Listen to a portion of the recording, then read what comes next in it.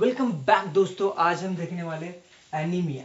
तो पिछले वीडियो में हमने क्या देखा अबाउट द यस पिछले वीडियो में हमने क्या देखा अबाउट इरिथ्रोपोइसिस एंड इरिथ्रोब्लास्टोसिस हमने देखा। आज हम देखने वाले हैं anaemia and types of anaemia. तो एनीमिया ये टर्म्स आपने पहले भी सुनी होगी। ओके, तो एनीमिया मतलब क्या है? Deficiency of the RBC. और डेफिशिएंसी किस वजह से हो रही है? Due to the loss of RBC, मतलब लॉस ऑफ ब्लड। और फिर क्या हो रहा है?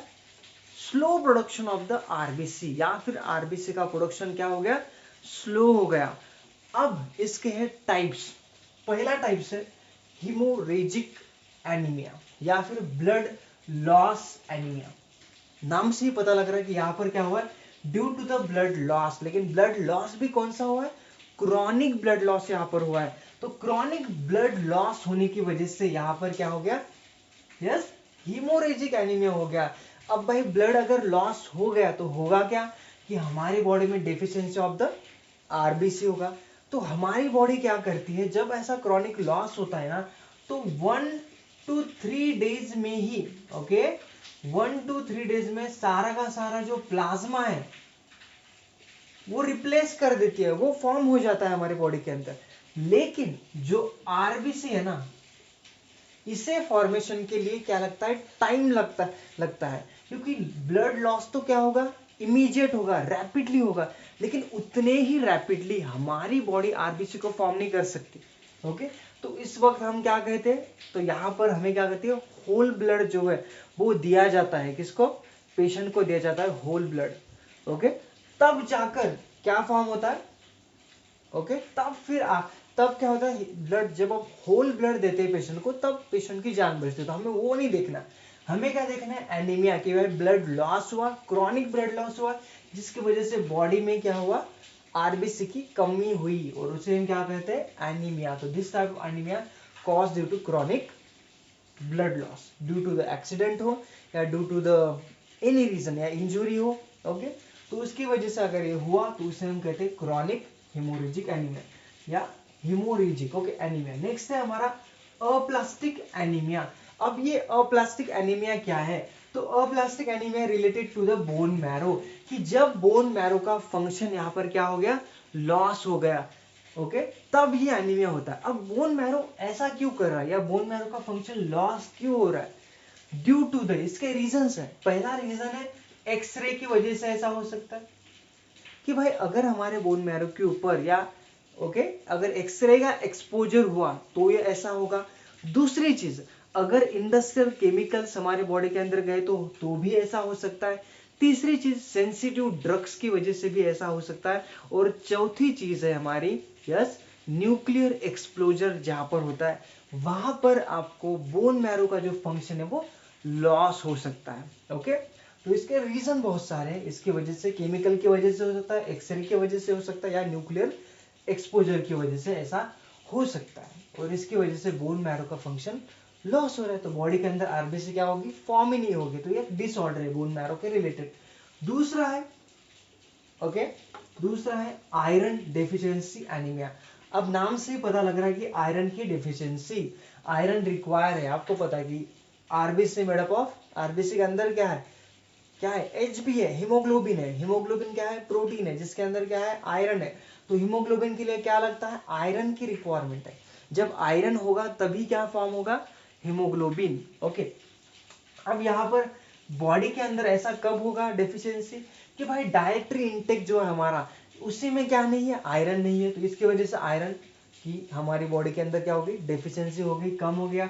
दूसरा है कि इंटेस्टाइन जो है वो एब्जॉर्ब ही नहीं कर रहा आयरन को। ओके, क्या कर रहा है? पुअर एब्जॉर्ब भी कर रहा है तो बहुत ही कम एब्जॉर्ब कर रहा है, ड्यू टू दिस रीजन। दूसरा, अगर एब्जॉर्ब नहीं कर रहा है आयरन को इंटेस्टाइन, तो होगा क्या? आयरन क्या होगा? लॉस होगा। मतलब क्या? Abnormal loss of iron. Okay, abnormal loss of iron. तो ये तीन रीजन है जिसकी वजह से हमारे बॉडी के अंदर आयरन की डेफिशिएंसी होगी और आयरन डेफिशिएंसी एनीमिया होगा। इसके एग्जाम्पल भी है कुछ, जैसे फॉर एग्जाम्पल एंड प्रेगनेंसी, जो प्रेग्नेंट वुमन है उनकी जो आयरन की रिक्वायरमेंट है या हीमोग्लोबिन की रिक्वायरमेंट जो है वो क्या होती है? हेवी होती है, ज्यादा होती है, क्योंकि चाइल्ड को भी जो फीटस है उससे उसकी भी जो आयरन की नीड है वो भी कंप्लीट करनी होती है प्रेग्नेंट वुमन को। दूसरा है मेंस्ट्रुएशन। वह मेंस्ट्रुएशन के वक्त ब्लड लॉस होता है इन अ फीमेल, आपको पता है।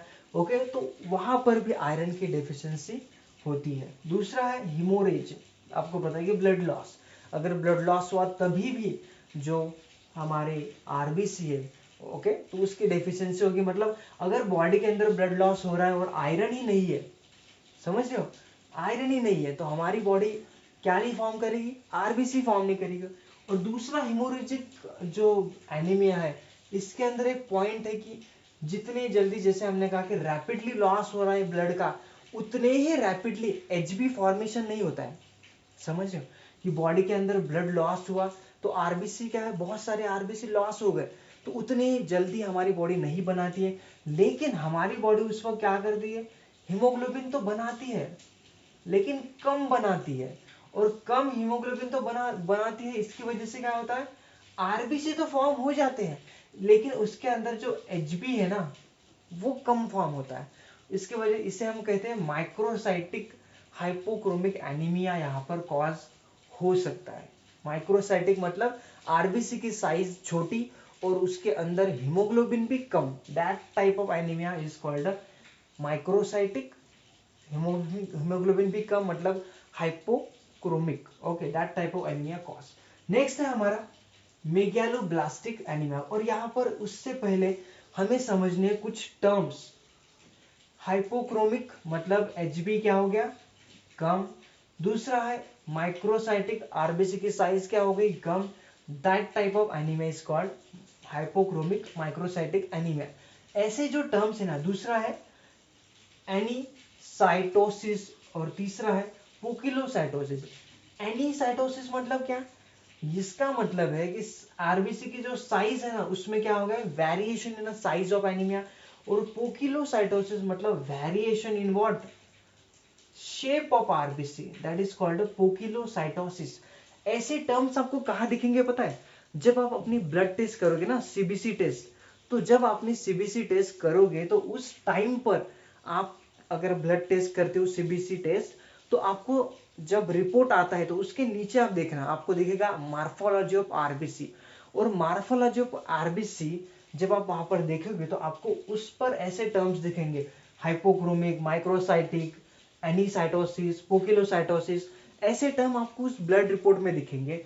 और तब आपको ये चीजें वहां पर समझ में आएगी कि मेरी आरबीसी का जो शेप है, आपकी आरबीसी का, आपको उस रिपोर्ट के ऊपर दिखेगा कि मेरी आरबीसी का शेप कैसा है, आप उससे प्रिडिक्ट कर पाओगे अगर आपको ये टर्म्स का मीनिंग पता होगा उस टाइम। ओके, नेक्स्ट है मेगालोसाइटिक, ओके, मेगालोब्लास्टिक एनीमिया। अब ये क्या है, देखो स्टेम सेल जो है ना उससे क्या फॉर्म होता है, इरिथ्रोब्लास्ट। इन बोन मैरो में जो स्टेम सेल है उससे क्या फॉर्म होता है, इरिथ्रोब्लास्ट। और इरिथ्रोब्लास्ट जब डिवाइड होती है, प्रोलिफरेट होती है, तो इससे क्या फॉर्म होती है, आरबीसी फॉर्म होती है। लेकिन यहां पर जो है मेगालोब्लास्टिक एनीमिया के आरबीसी जो है, देखो ड्यू टू द, क्योंकि यहाँ पर जो availability of the vitamin B12 है, दूसरा है फॉलिक एसिड या फिर कुछ इंटेस्टाइनल फैक्टर है, इनकी अवेलेबिलिटी बॉडी के अंदर कम है। तो कम होने की वजह से इरिथ्रोब्लास्ट जो है वो डिवाइड होता है और आरबीसी में कन्वर्ट हो जाता है। लेकिन यहाँ पर ऐसा नहीं होता है, due to the availability not available, the जो अवेलेबिलिटी ये कम होने की वजह से ऐसा नहीं होता है। तो ये जो इरिथ्रोब्लास्ट है ये कन्वर्ट हो जाता है मेगैलोब्लास्ट में, समझते हो, और इसकी वजह से आरबीसी फॉर्म नहीं होती है। तो ऐसी ये मेगालोब्लास्ट ऐसी सेल फॉर्म होती है जिसकी जो साइज है वो क्या हो जाती है, लार्ज। मेगालोब्लास्ट जो है उसकी साइज क्या होती है, वो ग्रो होती है, लेकिन उसकी साइज जो होती है वो लार्ज होती है। ओके, और इसका शेप ऑड शेप होता है, बैरल शेप होता है, कुछ अलग ही इसका शेप होता है। ओके, तो यहाँ पर आरबीसी फॉर्मेशन नहीं हो रही है due to this reason. Okay, और यहाँ पर बॉडी के अंदर जो आरबीसी है वो not form enough. Okay, next है हमारा हीमोलाइटिक एनीमिया। अब हीमोलाइटिक, हीमोलाइटिक का मतलब क्या है, आरबीसी का breakdown, that is called haemolytic. Okay, तो दैट टाइप ऑफ एनीमिया। अब ये ऐसा हीमोलाइटिक क्यों हो रहा है या ब्रेकडाउन क्यों हो रहा है, ड्यू टू द नंबर क्या है, वेरियस रीजंस और सिचुएशन है। पहली हेरिडेटरी कंडीशन है वो है स्पेरोसाइटोसिस। अब ऐसी कंडीशन में जो हेरिडेटरी कंडीशन है, यहां पर क्या होता है, आरबीसी जो है वो स्पेरिकल और स्मॉल फॉर्म होती है। आरबीसी डिस्क शेप में या फिर बाइकॉन्केव होनी चाहिए, लेकिन यहां पर जो आरबीसी है वो कैसी फॉर्म हो रही है, यस यहाँ पर जो आरबीसी है वो स्पेरिकल एंड स्मॉल फॉर्म हो रही है। अब ये स्पेरिकल और स्मॉल फॉर्म होने की वजह से क्या होता है कि जब हमारा जो ब्लड है, ओके, जब स्प्लीन के पास जाता है तो स्प्लीन क्या करता है, ब्लड को फिल्टर करता है कि ब्लड के अंदर जो ओल्ड आरबीसी है या फिर कुछ डैमेज आरबीसी है, रप्चर आरबीसी है, उनको रिमूव करने का काम जो है वो स्प्लीन का है। लेकिन जब ये ऐसी ऑड टाइप ऑफ आरबीसी जब स्प्लीन के पास जाती है तो स्प्लीन क्या कर देता है, इसको रिमूव कर देता है, रप्चर कर देता है। Okay, that is the spherocytosis. Next है सिकल सेल एनीमिया। अब सिकल सेल एनीमिया हमें पता है कि जो आरबीसी का शेप है वो कन्वर्ट हो जाता है, कैसे, हाफ मून शेप में कन्वर्ट हो जाता है, सिकल शेप में कन्वर्ट हो जाता है। अब इसका और इसके अंदर जो हीमोग्लोबिन होता है वो एचबीएस होता है, sickle, okay sorry, sickle shape, okay, तो सिकल, ओके, तो एबनॉर्मल एचबी इसके अंदर होता है, सिकल एचबी यहाँ पर प्रेजेंट होता है। अब ये क्यों होता है, due to the what, genetic reason है कि जीन्स के अंदर चेंजेस होने की वजह से, ड्यू टू द म्यूटेशन, ये जो सिकल शेप एनीमिया है ये होता है। ओके, अब यहाँ पर और एक हमारा है दैट इज इरिथ्रोब्लास्टोसिस, जो हमने पहले देखा था, ये भी एक इसका एग्जाम्पल है, इरिथ्रोब्लास्टोसिस। ओके, ब्लास्टोसिस फोइटालिस, ये भी एक रीजन है कि जहां पर मदर जो होती है वो RH निगेटिव होती है। जब मदर की जो एंटीबॉडीज है तो इस मदर क्या होती है, RH निगेटिव, और जो उसके अंदर फीटस होता है, प्रेग्नेंट वुमन है जो खुद RH निगेटिव है और फीटस जो है RH पॉजिटिव है, तो मदर की जो बॉडी है वो एंटीबॉडीज फॉर्म करती है against that RH positive RBC, और उस आरबीसी को क्या करती है, रप्चर कर देती है।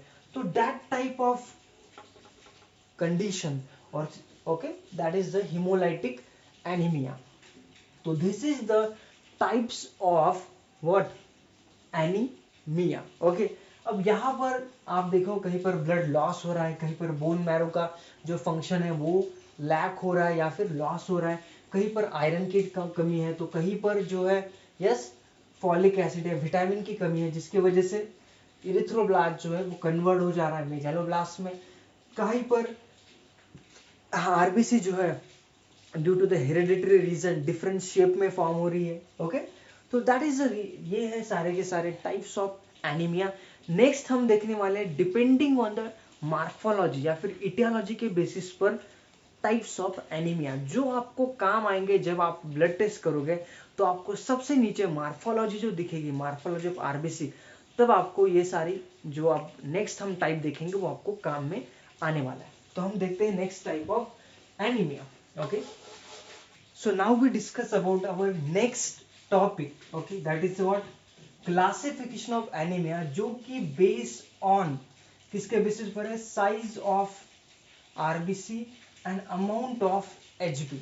तो इसके बेसिस पर ये सारी की सारी जो है ये क्या है, साइज। ओके, तो ये हाई नॉर्मोक्रोमिक और हाइपोक्रोमिक एनीमिया है। ओके, तो यहाँ पर अगर हम देखते हैं तो सबसे पहले हमें पता होना चाहिए कि ये नॉर्मोक्रोमिक क्या है, हाइपोक्रोमिक क्या है, और ये क्या है, ये तो साइज है किसके, आरबीसी की। ये सारे के सारे साइज है कि यहाँ पर आरबीसी की जो साइज है वो नॉर्मल है, यहाँ पर माइक्रोसाइटिक है, आरबीसी की सेल जो है बड़ी है, और यहाँ पर क्या है, माइक्रोसाइटिक, आरबीसी की जो शेप है वो साइज जो क्या होगी, छोटी होगी।